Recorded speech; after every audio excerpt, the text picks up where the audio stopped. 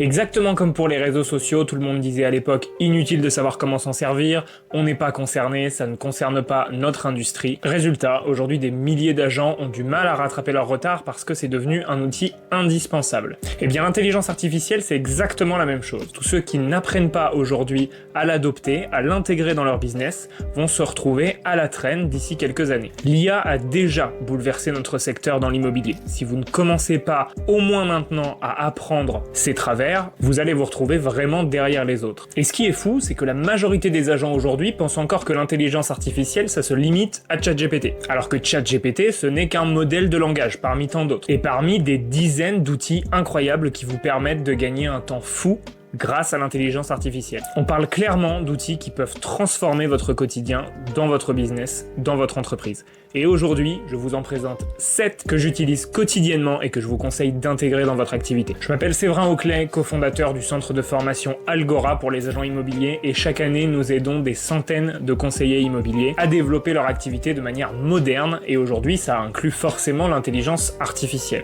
Et si vous voulez aller plus loin, sachez que chaque semaine, des agents immobiliers comme vous nous contactent pour qu'on puisse faire le point sur leur activité immobilière et sur leurs besoins. Je vous invite à prendre ce rendez-vous via le lien sous la vidéo, c'est entièrement gratuit, sans engagement et ça peut vous permettre de savoir où vous êtes et où aller grâce à ces nouvelles stratégies. C'est une discussion simple, bienveillante, où l'on analyse vos besoins, vos forces, vos points de blocage et surtout les stratégies digitales adaptées à votre situation. IA numéro 1, Manus.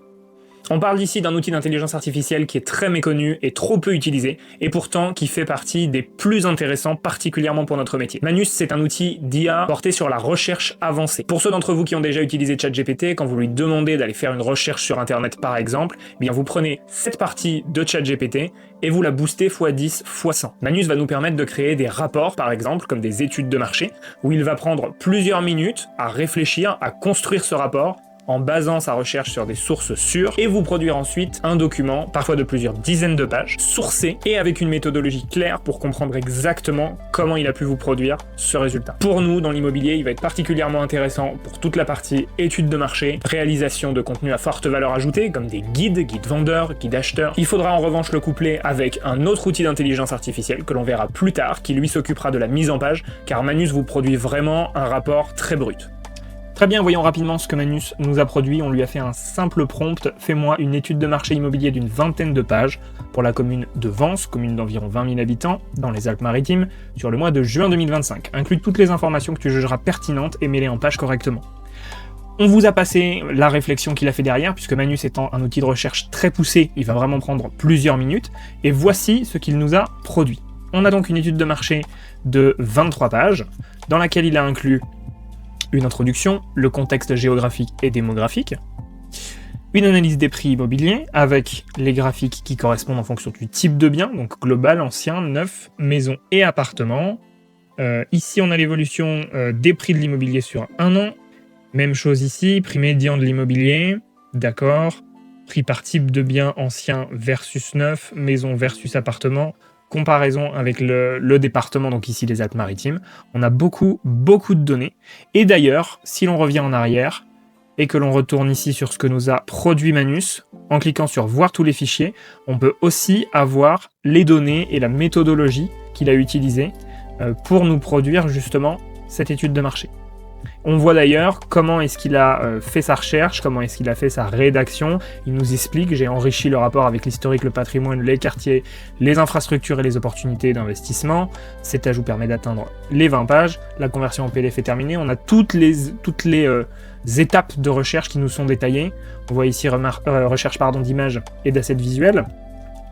Analyse des données, création de visualisation, collecte de données spécifiques, etc., etc. Donc Manus est vraiment très poussé et il nous permet de gagner beaucoup de temps quand on veut faire ce travail-là.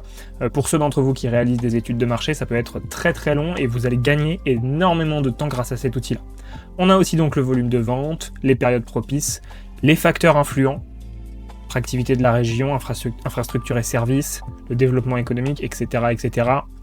On a aussi, très intéressant, et c'est très rare de voir des intelligences artificielles nous produire cela, des perspectives et tendances futures. Donc on a une interprétation pour les tendances futures au vu des données analysées. Ok. Typiquement ici, pour juin 2025, le marché montre une résilience et une croissance continue.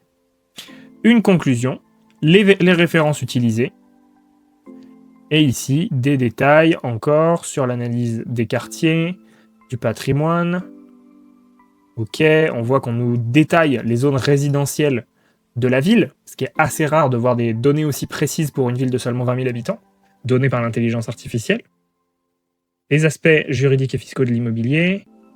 Donc on a beaucoup de choses. Évidemment, le but de ce rapport n'est pas du tout qu'il soit donné sous cette forme à nos clients, à nos prospects, mais on va pouvoir se servir de ce rapport pour ensuite produire quelque chose d'encore plus intéressant.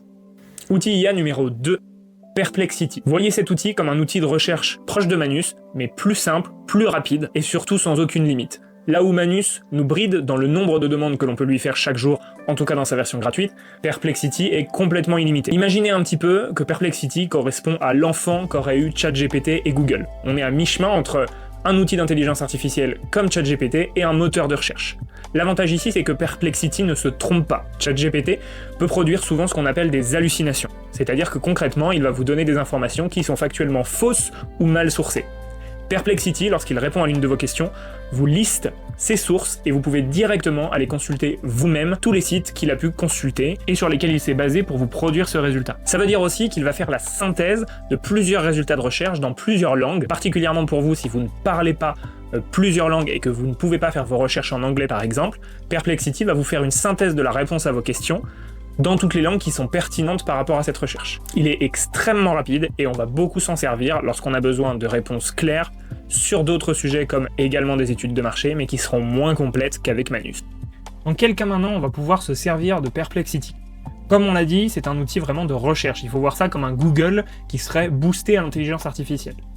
Donc par exemple, on pourrait lui poser une question par rapport à notre contenu. Vous voyez d'ailleurs des exemples ici des questions qui lui sont souvent posées, donc notamment des questions d'actualité. On pourrait lui poser quels sont les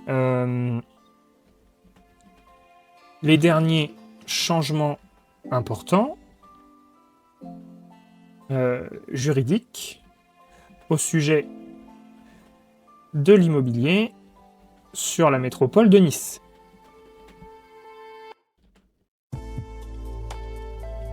Simplement, cette question pourrait nous permettre d'aller chercher des sujets pour nos prochains posts, pour nos prochains contenus. Et on voit rapidement, très rapidement, beaucoup plus d'ailleurs que Manus, Perplexity va nous donner des réponses immédiatement avec à chaque fois les sources que l'on va pouvoir aller visionner si on veut vérifier ces informations. Donc on a par exemple la révision du PLUM, la location meublée touristique, la loi Le Meur, fiscalité locale et droit de mutation. On a beaucoup d'informations que l'on va pouvoir réutiliser par la suite. Et si je veux aller vérifier par exemple cette information sur les droits de mutation, je peux simplement cliquer sur le lien en question et on m'emmène directement à la source de l'information pour que je puisse vérifier que effectivement les droits pourront désormais atteindre 5% sur décision des conseils départementaux, c'est ce qui nous était indiqué juste ici. Ok ? Donc très intéressant comme outil d'intelligence artificielle lorsqu'il s'agit d'avoir une réponse à une question, de faire une recherche rapide qui ne nécessite pas une recherche approfondie comme c'est le cas avec Manus, et surtout quand on a besoin d'aller vérifier nos sources. Outil numéro 3, Gamma. Gamma est un outil d'intelligence artificielle qui se base principalement sur la mise en page. Il va vous permettre de faire des e-books, des présentations, tout ça adapté à votre identité visuelle, puisqu'on peut directement intégrer notre thème, c'est-à-dire nos couleurs, nos polices. Et il a également une fonction recherche qui vous permet de construire certains points que vous lui auriez donnés de manière concise. Je vous donne un exemple, vous allez pouvoir lui donner simplement un plan pour un guide vendeur, et c'est lui qui va détailler chacun de ces points grâce à un outil de recherche et à un modèle de langage comme celui qu'on peut retrouver sur ChatGPT. Gamma est particulièrement intéressant quand on veut gagner du temps pour la création d'un document, et il est en grande partie gratuit si vous n'avez pas besoin de créer un trop grand nombre de documents. Alors comment utiliser l'outil d'intelligence artificielle Gamma ? Gamma va être particulièrement intéressant pour nous permettre de créer des e-books, pour nous permettre également de créer des présentations, comme une présentation d'avant-vente, de commercialisation. Ici, on va vous montrer un petit peu ce qu'il peut faire en termes de documents, donc d'e-book, et comment on va pouvoir, en guise d'exemple, créer un guide vendeur grâce à un plan que l'on est allé chercher sur ChatGPT, comment Gamma va pouvoir transformer ça en un vrai guide avec beaucoup de valeur ajoutée que l'on va pouvoir utiliser pour générer des prospects. Donc ici, on est sur notre tableau de bord Gamma, on va pouvoir cliquer sur Créer ici, et sur Coller le texte. Vous avez aussi la possibilité, vous l'aviez vu à côté, de créer un document entier avec un simple prompt, une seule commande, donc vous auriez pu dire « fais-moi un guide vendeur sur tel ou tel sujet », mais ici, on va plutôt réutiliser un prompt qui sera plus complet, qui aura été produit par ChatGPT, et on va laisser Gamma simplement détailler ce prompt-là. Donc on va coller le prompt en question, on va retirer les parties qui ne nous intéressent pas, hop, on va enlever aussi les annexes, et on va lui demander de générer à partir de notes ou d'un plan. Vous avez aussi la possibilité de synthétiser un texte, ce qui peut être le cas si vous lui donnez par exemple un outil plutôt un rapport de marché, pardon, comme celui qu'on a produit sur Manus juste avant, ou de conserver ce texte exact si vous voulez faire uniquement de la mise en page. Nous, on va lui demander de faire quand même un travail de réflexion et d'aller générer des informations grâce au plan qu'on lui a donné. On va continuer vers l'éditeur. Et ici, on va pouvoir agir sur beaucoup de choses. Vous voyez déjà que automatiquement, il a produit une page, donc il appelle lui une carte, par point qu'on lui a donné, pour avoir donc un document de 10 pages au total. Ok ? On lui a bien demandé un document au format A4. Ici, parce qu'on est quand même sur un guide, on va lui demander du contenu détaillé. Le but, c'est vraiment d'apporter beaucoup de valeur, de montrer qu'on connaît notre sujet, donc on va lui demander ce type-là. On reste sur générer, on vérifie qu'on écrit bien pour la bonne cible, propriétaire et vendeur potentiel sur la Côte d'Azur, cherchant des conseils pratiques et locaux. Très bien, c'est exactement ce qu'on cherchait. Tonalité claire, professionnelle et rassurant, si vous voulez changer votre ton de voix, celui de votre marque, sur quelque chose par exemple de plus soutenu ou au contraire de plus personnel, vous pouvez l'indiquer ici. Et très important, ici on va choisir notre visuel. Alors d'abord, il faut savoir que vous pouvez inclure votre propre identité visuelle dans Gamma, c'est-à-dire lui donner vos couleurs, vos polices d'écriture, et il les réutilisera pour la création de votre document. Ce qui est extrêmement important lorsqu'on veut garder une identité de marque constante, et ce que vous devriez normalement faire pour ce type de document. Ici, pour vous montrer aussi ce qu'il est disponible de base, on va garder un qui nous est proposé d'entrée, comme par exemple celui-ci, qui peut tout à fait convenir à une proposition d'immobilier peut-être un petit peu plus prestige, il fait un petit peu soutenu, on va dire, un petit peu sophistiqué. On va garder celui-ci. On va garder des images générées par intelligence artificielle dans le style d'image photoréaliste. Vous pouvez aussi choisir des styles comme illustration, abstrait 3D ou dessin au trait. Mots-clés supplémentaires. Ici, on va mettre par exemple élégant pour rester dans notre thème qui se rapproche un petit peu plus de l'immobilier luxe et prestige. On va pouvoir cliquer ici sur générer et vous allez voir la magie opérer. Devant vos yeux, le document va se créer page après page, carte après carte. On va le laisser faire et bien sûr, rassurez-vous, vous pourrez tout à fait modifier tous les éléments de ce document. C'est ça qui est hyper intéressant aussi, c'est que derrière, on va pouvoir aller modifier les images, la mise en page, le texte. On va pouvoir aller vraiment modifier chaque élément de ce document. On est bloqué avec rien, mais on va gagner un temps fou sur la première production. On va le laisser faire, on arrive à la 3e page.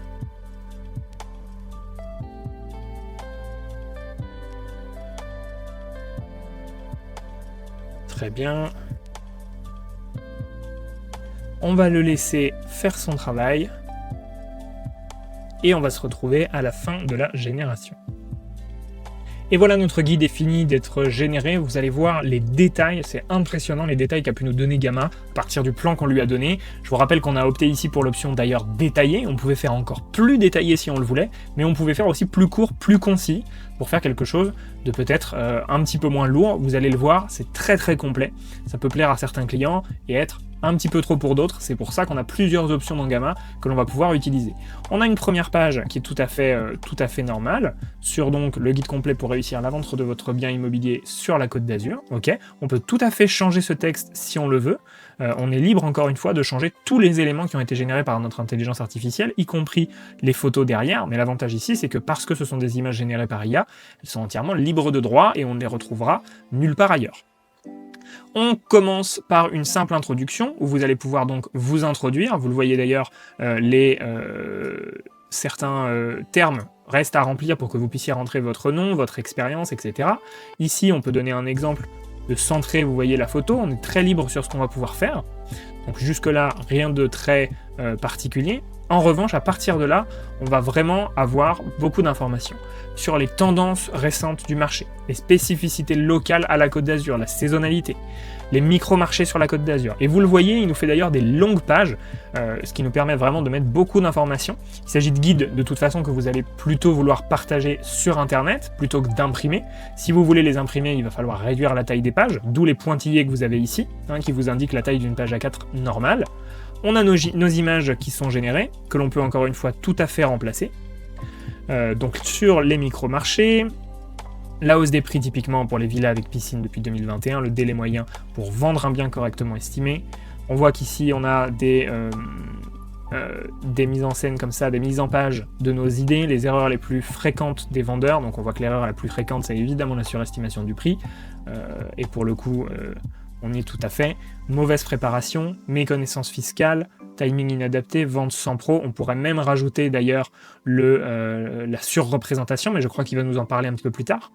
Donc on a le détail sur toutes les erreurs les plus fréquentes. Vous le voyez ici, on a un cadre mis en valeur sur la vente seule, les conseils de l'expert pour la mise en scène, comment estimer correctement son bien. On a beaucoup de choses et qui sont très bien mises en page. On a beaucoup de texte parce que c'est ce qu'on a demandé, mais honnêtement, c'est mis en page de manière très lisible avec ces différents points, ces icônes que l'on peut tout à fait changer. Et tout ça, encore une fois, pour vous donner cet exemple, est fait sur la version gratuite de Gamma, qui vous permet déjà de faire tout ça.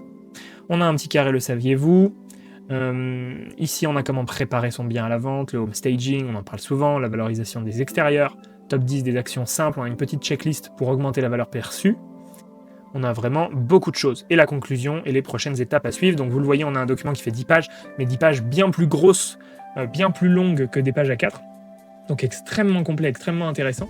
Vous allez pouvoir simplement sélectionner les informations les plus pertinentes pour vous, ou simplement demander un document plus concis au moment du prompt. Donc vous le voyez ici avec Gamma, ce n'est qu'une fraction de ce qu'on peut faire, et on peut faire des choses très intéressantes.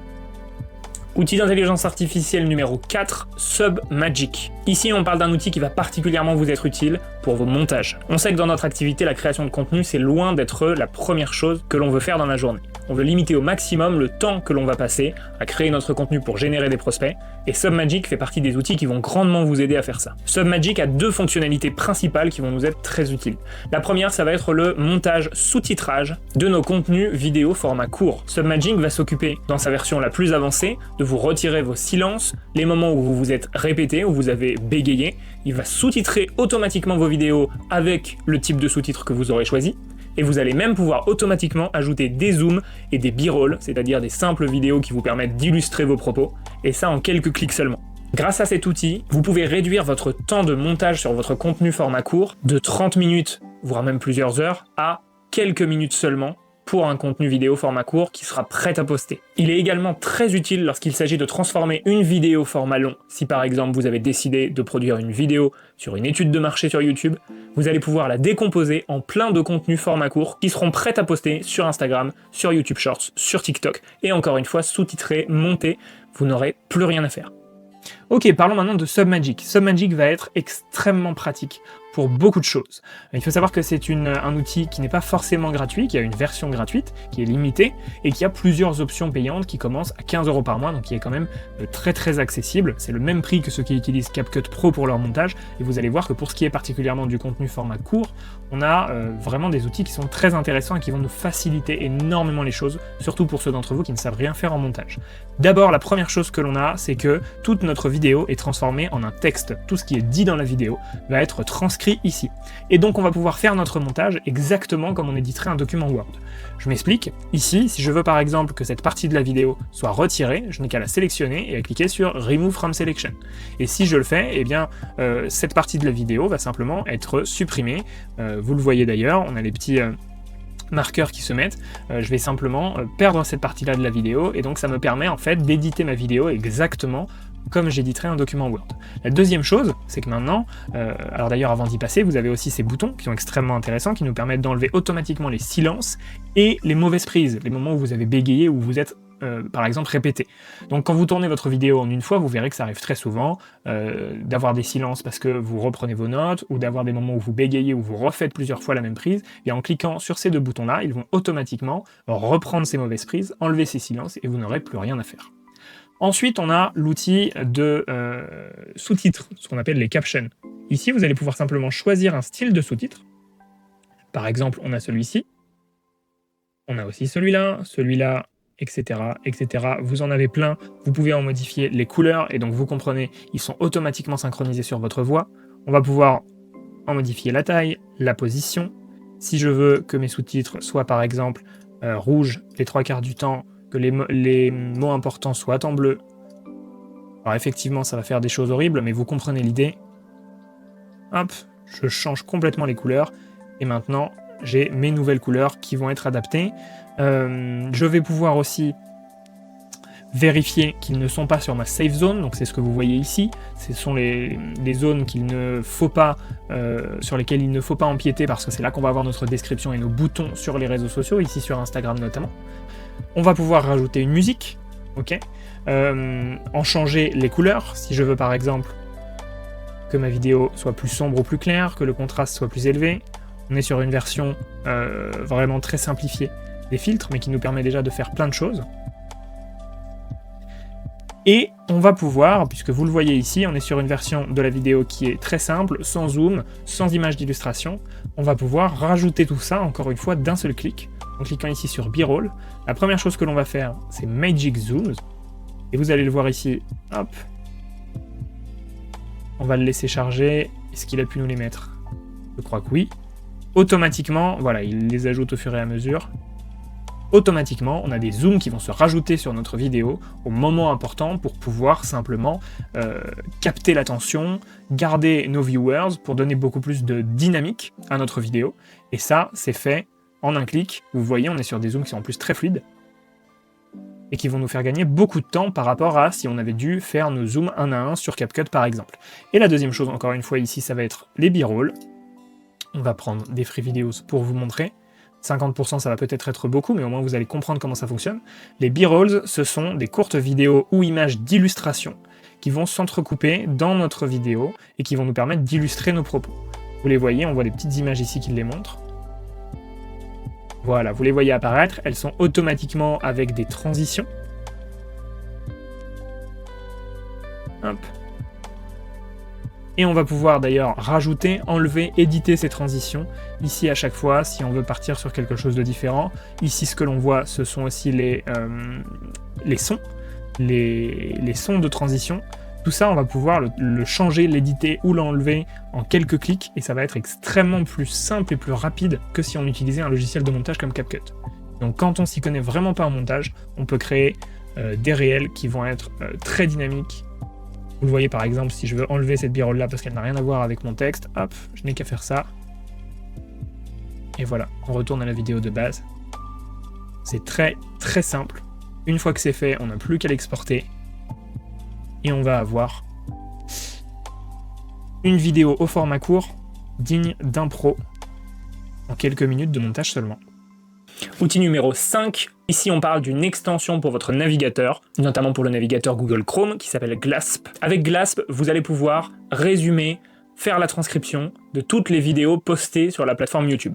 Qu'est-ce que ça veut dire? Ça veut dire que si vous avez une vidéo qui vous intéresse pour une raison ou une autre, parce que par exemple vous voulez en reprendre la structure, ou bien juste la forme de l'introduction, ou même comprendre comment le créateur a produit tel ou tel type de contenu, eh bien vous allez pouvoir utiliser cette extension pour copier tout le texte de la vidéo en question, et pouvoir ensuite utiliser ChatGPT pour lui poser une question sur la vidéo en elle-même. Vous avez aussi un lien qui est fait automatiquement avec ChatGPT qui, en un clic, peut vous résumer entièrement la vidéo. On parle ici par exemple d'une vidéo qui nous intéresserait peut-être, mais qui dure 30 minutes, 1 heure, on n'a pas le temps de la regarder, on va simplement cliquer sur ce bouton et ChatGPT va nous produire un résumé complet de cette vidéo avec les points clés, les sujets importants, les solutions. Comment se matérialise Glasp? Glasp va se matérialiser par une simple petite fenêtre que vous avez ici. Vous le voyez, Transcript and Summary. Et si je la déplie, en fait, je vais avoir la retranscription totale d'une vidéo YouTube, de n'importe quelle vidéo YouTube. Ça s'ajoute simplement via votre Chrome Web Store. C'est très simple, vous le voyez si je déroule mon panneau ici, il va être, voilà, YouTube Summary and ChatGPT by Glasp. C'est très très simple d'utilisation, et ça va vous permettre, voilà, d'avoir cette retranscription et ce lien aussi avec ChatGPT pour vous faire un résumé, en fait, de la vidéo en question. La première chose que je peux faire, c'est cliquer simplement ici sur Copy Transcript, et par exemple, me rendre sur ChatGPT pour lui dire, voici une retranscription de vidéo YouTube, analyse la structure, et donne-moi les points importants. Par exemple, je n'ai qu'à copier ma retranscription, à le laisser travailler, et on voit qu'ici, ChatGPT va pouvoir me remettre en place. Il comprend donc tout de suite la structure de la vidéo, avec une intro accrocheuse, fondation, etc., etc. Il va me faire le plan complet de cette vidéo, et va me permettre justement eh bien, de réutiliser la structure ou de résumer cette vidéo si je ne veux pas la regarder en entier. C'est un outil d'intelligence artificielle qui va être particulièrement intéressant pour toute l'utilisation de YouTube de manière générale. Ça va aussi nous permettre, si je tape par exemple, ici, Real Estate Market Update, disons. On peut aller chercher par exemple celle-ci, une vidéo en anglais dont on voudrait s'inspirer. Hop. On va aller copier ici le transcript, retourner sur ChatGPT, et encore une fois, lui dire « Voici une retranscription de vidéo YouTube en anglais. J'aimerais mettre en place le même type de vidéo pour mon activité. » Je vous fais un prompt très simple pour ne pas perdre du temps ici, mais vous pourriez faire quelque chose de plus détaillé encore. Pour mon activité immobilière sur la Côte d'Azur, aide-moi à l'analyser. Et on voit ici qu'encore une fois, alors on nous parle d'ailleurs d'un hook très fort dès les premières secondes, hein, on reste sur cette notion d'accroche. Annonce de la promesse, présentation rapide de l'expert, découpage en thèmes clairs, analyse action, et vous allez avoir tout ce résumé sur la structure de la vidéo, sur le format,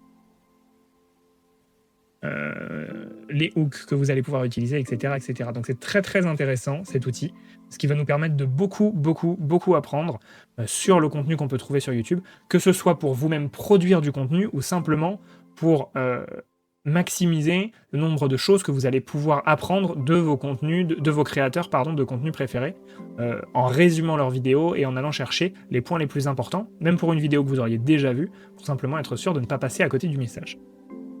Outil IA numéro 6, Undetectable AI. Ici, on parle d'une intelligence artificielle qui va vous aider à retirer les traces de l'utilisation de l'intelligence artificielle. Je sais, ça peut paraître compliqué, en réalité c'est très simple. Undetectable, qui veut donc dire indétectable en anglais, vous permet d'éviter d'être bloqué par des moteurs de recherche comme Google pour l'utilisation, par exemple, d'articles de blog écrits par intelligence artificielle. On voit qu'aujourd'hui, de plus en plus, tout le monde se met à écrire tous leurs posts et leurs articles de blog directement sur ChatGPT sans chercher aucun filtre. Et il faut savoir qu'aujourd'hui, Google notamment a tendance à filtrer ses contenus, à moins bien répertorier les contenus qui ont nécessité moins d'efforts parce qu'ils ont été simplement produits grâce à l'intelligence artificielle et sans effort pour venir remettre en page ou masquer la présence d'intelligence artificielle. Avec cet outil, vous pouvez simplement coller votre article de blog et il va vous redonner une version réécrite qui vous permettra de masquer la présence d'intelligence artificielle comme s'il avait été écrit par un être humain et de ne pas risquer d'être bloqué par des moteurs de recherche. Outil numéro 7, Midjourney. On voit de plus en plus d'intelligence artificielle qui nous permettent de produire des images ou des vidéos.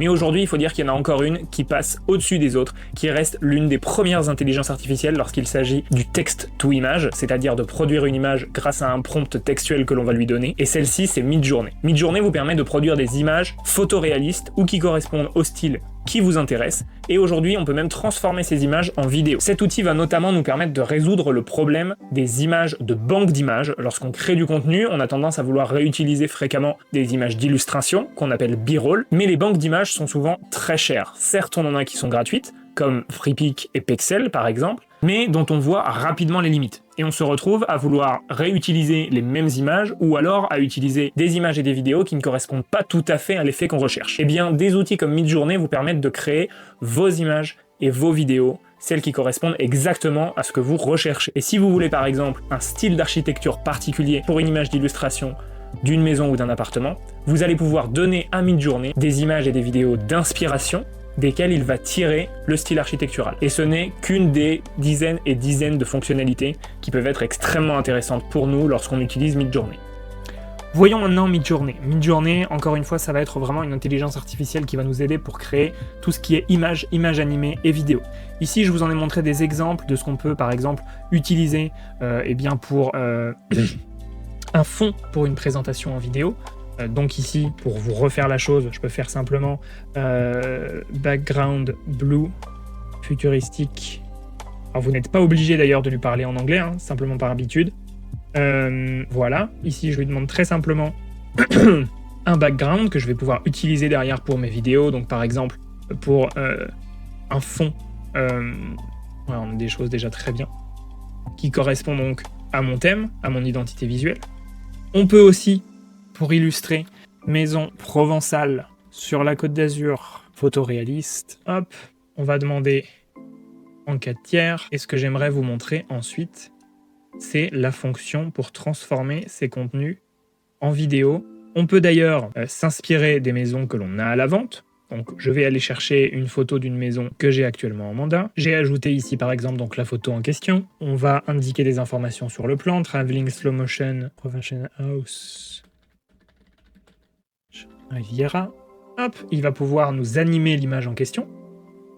On va pouvoir également s'en servir comme inspiration pour produire des photos de maisons similaires pour justement alimenter notre contenu. On va le laisser travailler. Ici, on voit déjà ce qui a pu nous être produit. Alors, on est sur des choses là où on a un style qui est très marqué, qui pourrait convenir dans certains cas, et où on a un style très peinture. Alors voilà, on arrive à quelque chose de très intéressant. Vous le voyez, il nous a produit des photos ici qui sont grandement inspirées par la photo de la maison qu'on lui a donnée, à la fois dans les couleurs, dans le style architectural, mais aussi dans la localisation, hein, puisqu'on voit que sur la photo qu'on a donnée, on a cette montagne en fond qui va nous être gardée. Donc en fait, on peut très facilement produire des images de la situation que l'on veut, de la scène que l'on veut, avec le style que l'on veut, et ça, sans droit d'auteur. Disons par exemple que vous avez repéré un bien en vente en ce moment et que vous aimez vraiment beaucoup les photos de ce bien, que vous voudriez des photos du même type pour illustrer l'un de vos posts, mais évidemment vous ne pouvez pas prendre des photos qui ne sont pas à vous, vous allez devoir trouver autre chose. Bien, vous allez pouvoir faire ce travail où on va avoir des photos du même style qui sont grandement influencées par la photo que l'on a donnée.